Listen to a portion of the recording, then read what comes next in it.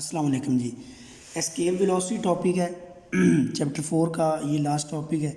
इसके बाद इसकी एक्सरसाइज रह जाएगी। एस्केप वेलोसिटी के लिए देखिए, मैं यहाँ से पहले समझाने की कोशिश करता हूँ, फिर डेफिनेशन पर आएंगे।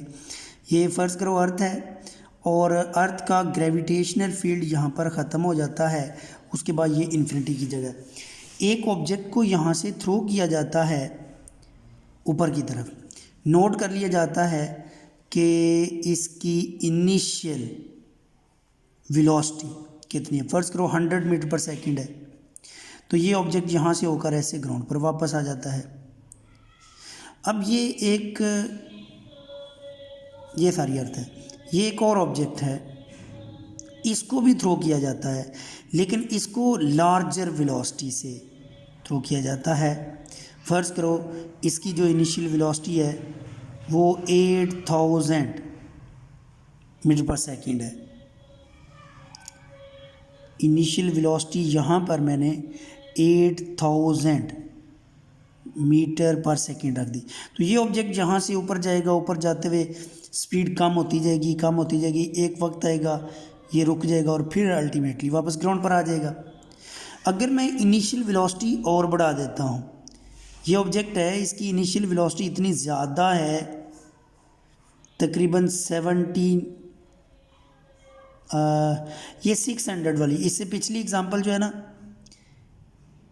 ये 6000 कर लें, 8000 नहीं, 6000 से फेंका तो वो ऊपर से होकर इधर आ गया। मैं ये वेलोसिटी को इंक्रीज़ करना जारी रखता हूँ। जब मैं वेलोसिटी करता हूँ 7900, तो फिर ये ऑब्जेक्ट यहाँ से इतना दूर चला जाता है कि ग्रेविटेशनल फील्ड को क्रॉस कर जाएगा और वापस नहीं आएगा।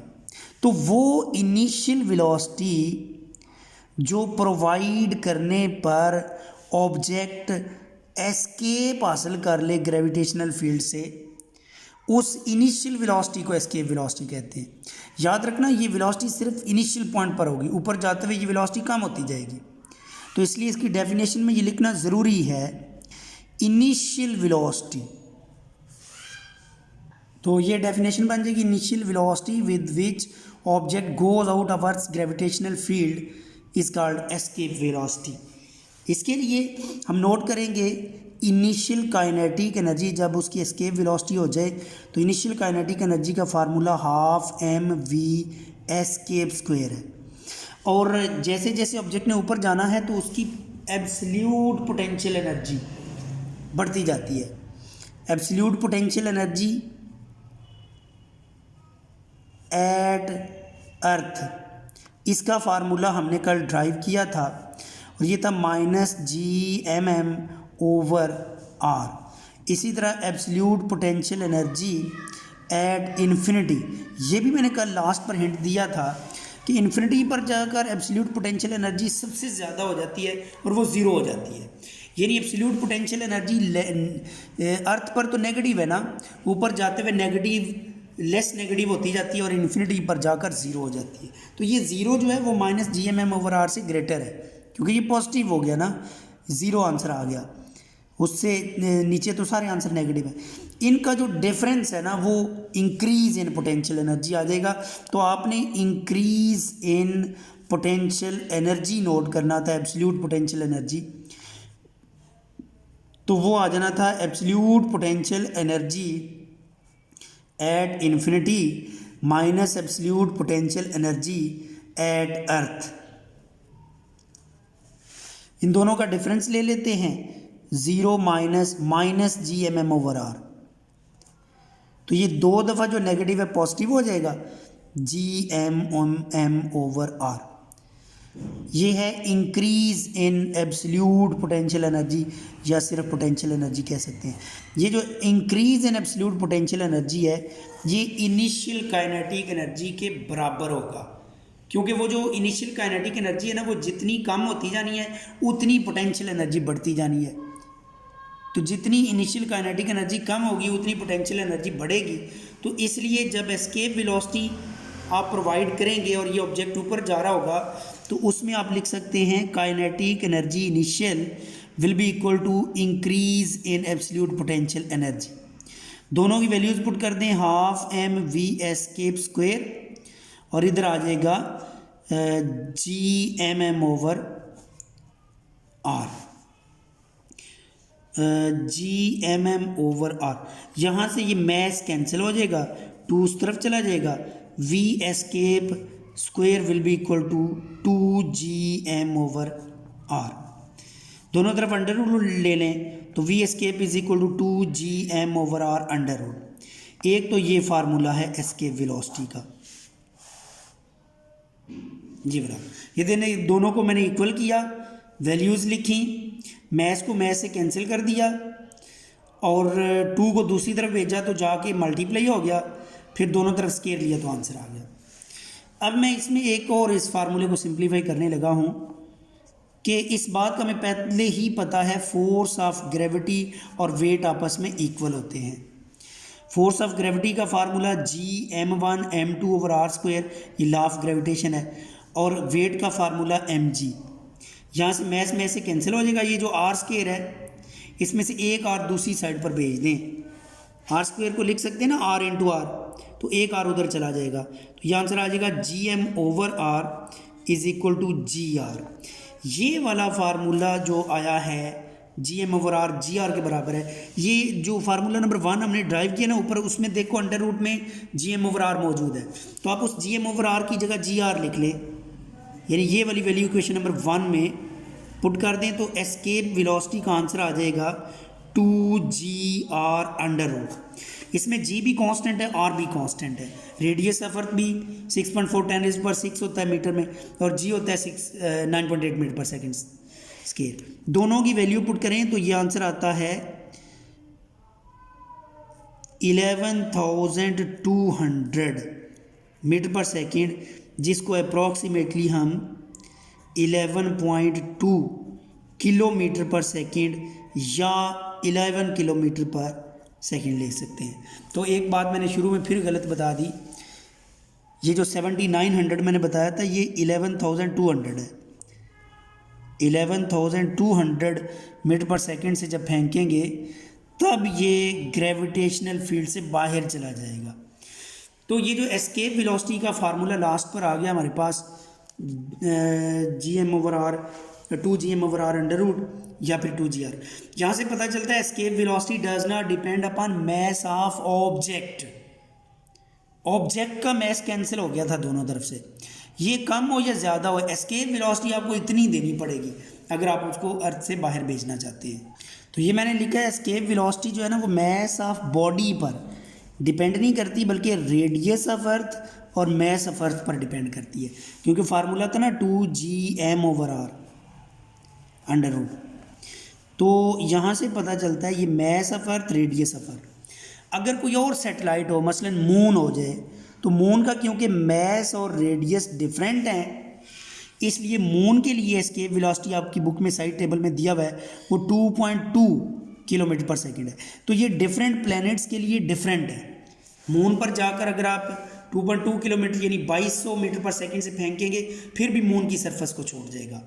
इसी तरह सबसे ज़्यादा जुपिटर के लिए है। जुपिटर के लिए गालबन आपकी बुक में 61 किलोमीटर पर सेकेंड। जितना कोई प्लैनेट ज़्यादा हैवी होगा उतना ही उसकी एस्केप वेलोसिटी ज़्यादा होगी।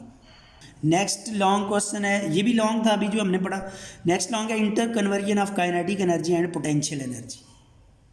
इसके लिए देखें कि मैं एक डायग्राम बनाता हूँ। एक ऑब्जेक्ट है जिसका मैस है, मैं वो पोजीशन ए पर रेस्ट में है। यहाँ पर जस्ट आपने ड्रॉप किया यानी छोड़ दिया इसको। जैसे ही छोड़ेंगे ये नीचे मूव करना शुरू होगा, नीचे आता जाएगा। जब ये यहाँ से गुजरा, यहाँ पर रुका नहीं है, ये ज़हन में रखें, यहाँ पर रुका नहीं है बी पर, यहाँ से गुजरा, तो इस वक्त हम इसकी वेलोसिटी नोट करते हैं। ये होगी वेलोसिटी एट पॉइंट बी, और इसने जितना डिस्टेंस कवर किया बी तक आते आते वो है एक्स।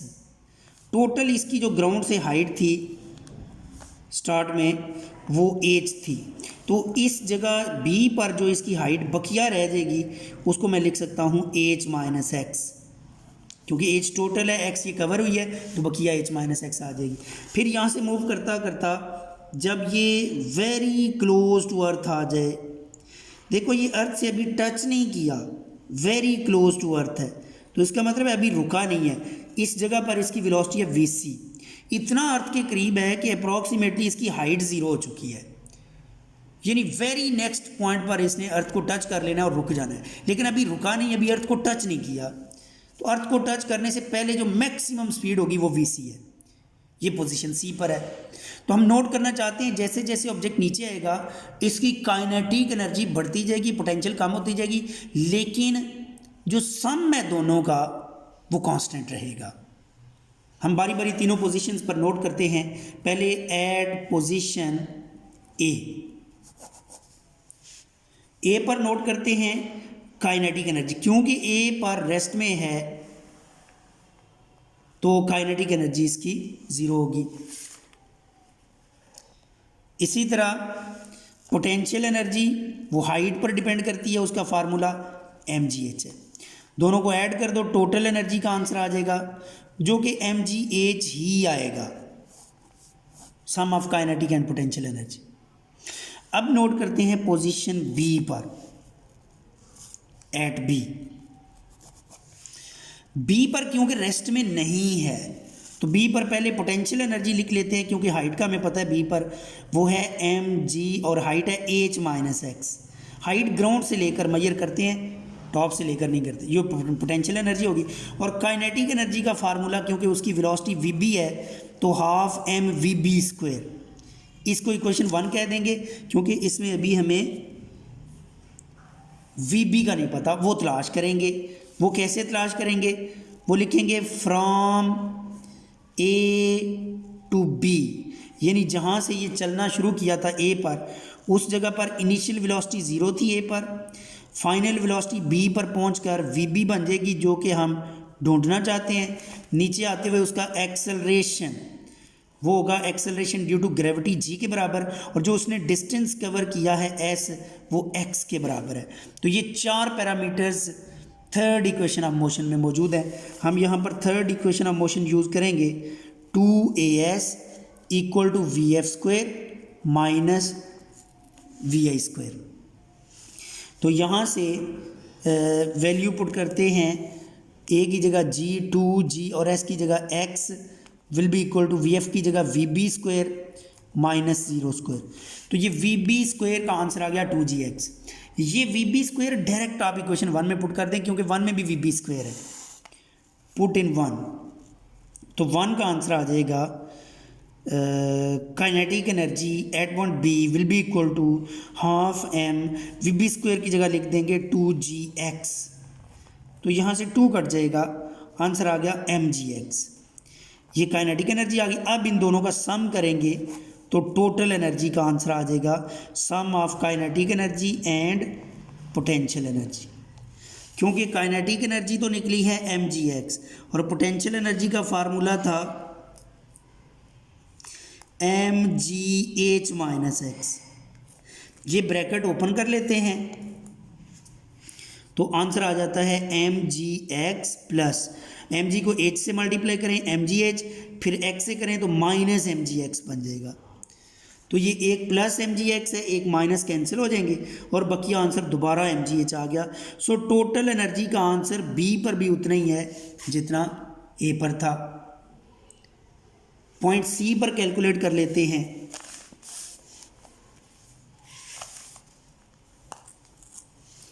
एट सी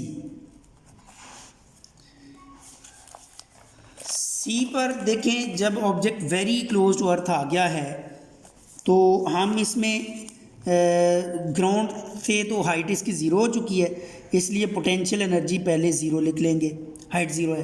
काइनेटिक एनर्जी के लिए फार्मूला लिख लेंगे half m v c square, इसको इक्वेशन 2 कह लें। अच्छा, अब जो वी सी स्क्वायर है ना, इसकी वैल्यू इसी तरह तलाश करेंगे जिस तरह वी बी की थी, फ्रॉम ए टू सी। पहले ए से बी तक की चीज़ें हमने नोट की थी, अब ए से सी तक की। ए से सी तक, ए पर उसकी वेलोसिटी इनिशियल जहाँ से चलना शुरू किया 0, फाइनल वेलोसिटी उसकी सी पर अब जो है वो हम कैलकुलेट करते हैं वी सी, और ए उसी तरह जी के बराबर होगा और एस यहाँ पर बन जाएगा एच के बराबर, क्योंकि जब वो सी पर पहुँच चुका होगा ये सी पॉइंट था, तो यहाँ तक हाइट जो है ना वो डिस्टेंस जो कवर करेगा वो एच होगा। तो इसमें भी उसी तरह third equation of motion 2as equal to v f square minus v i square करेंगे, वैल्यू पुट करेंगे तो 2gh बनेगा। वी एफ स्क्वायर की जगह वी सी स्क्वायर लिखेंगे माइनस 0 स्क्वायर। ये वाली वैल्यू इक्वेशन नंबर 2 में पुट कर दे, ये जो ऊपर 2 है उसमें पुट करेंगे तो अब की बार आंसर आ जाएगा kinetic energy will be equal to 1/2 m v c square की जगह 2gh, ये 2 कैंसिल हो गया तो mgh आंसर आ गया। यानी काइनेटिक एनर्जी का ग्राउंड के करीब पहुंचकर उतना ही आंसर बन जाएगा जितना टॉप पर पोटेंशियल एनर्जी थी। mgh पोटेंशियल एनर्जी थी ना, और ये टॉप पॉइंट की थी। इसका मतलब है टॉप पॉइंट पर जितनी पोटेंशियल एनर्जी थी ग्राउंड पर पहुंचकर वही काइनेटिक हो जाएगी। इन दोनों को भी ऐड करते हैं, इस जगह पर भी सी पर टोटल एनर्जी हासिल करते हैं, तो टोटल एनर्जी का उसी तरह आंसर आ जाएगा sum of kinetic and potential. क्योंकि ग्राउंड पर पोटेंशियल 0, काइनेटिक mgh है, तो आंसर इसका भी mgh आ जाएगा। इसका मतलब ये हुआ कि टोटल एनर्जी रिमेन्स कांस्टेंट। फिर हम इसके रिजल्ट निकालते हैं। पहला रिजल्ट ये लिखते हैं, जैसे जैसे ऑब्जेक्ट नीचे आता है ना उसकी काइनेटिक बढ़ती है, पोटेंशियल कम होती है। As object moves down kinetic energy increases, potential energy decreases but sum remains constant. ये हमने रिजल्ट निकाला।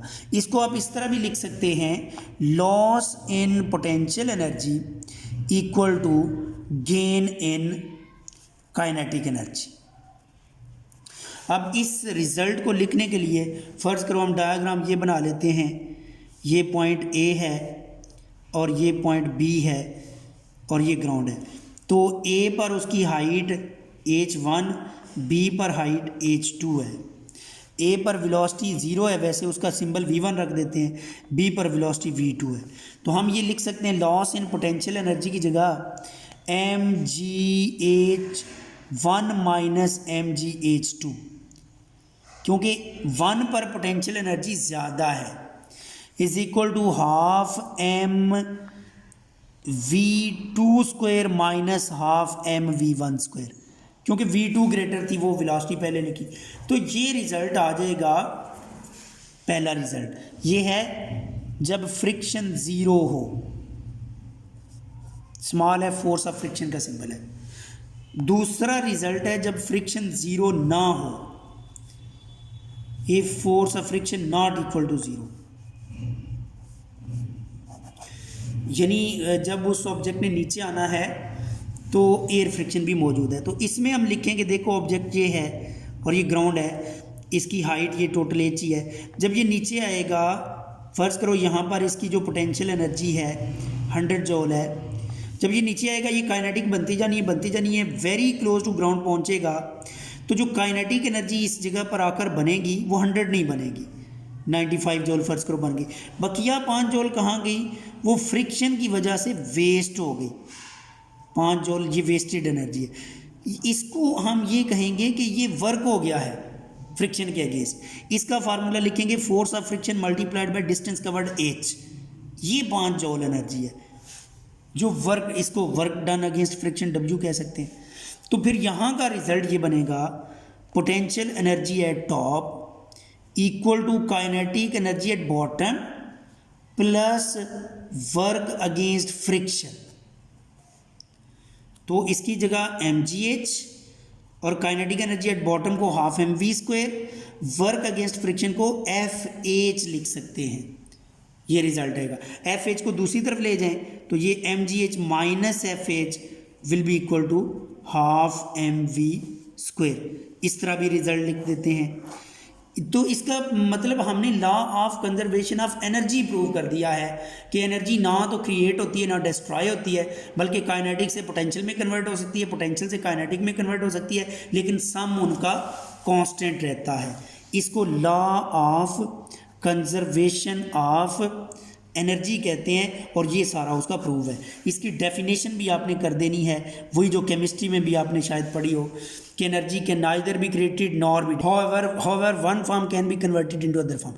तो ये डेफिनेशन हो जाएगी, ये भी आपने करना है। यहाँ तक आपका स्मार्ट सिलेबस शामिल है, कंजर्वेशन ऑफ एनर्जी भी उसमें शामिल है। अगला जो टॉपिक है वो असल में इसी टॉपिक का हिस्सा है। अगला जो है ना टॉपिक हेडिंग बुक में सेपरेट बनी हुई है कंजर्वेशन ऑफ एनर्जी, उसमें law of conservation of energy की आपने डेफिनेशन लिखनी है। ओके जी, अल्लाह हाफिज़।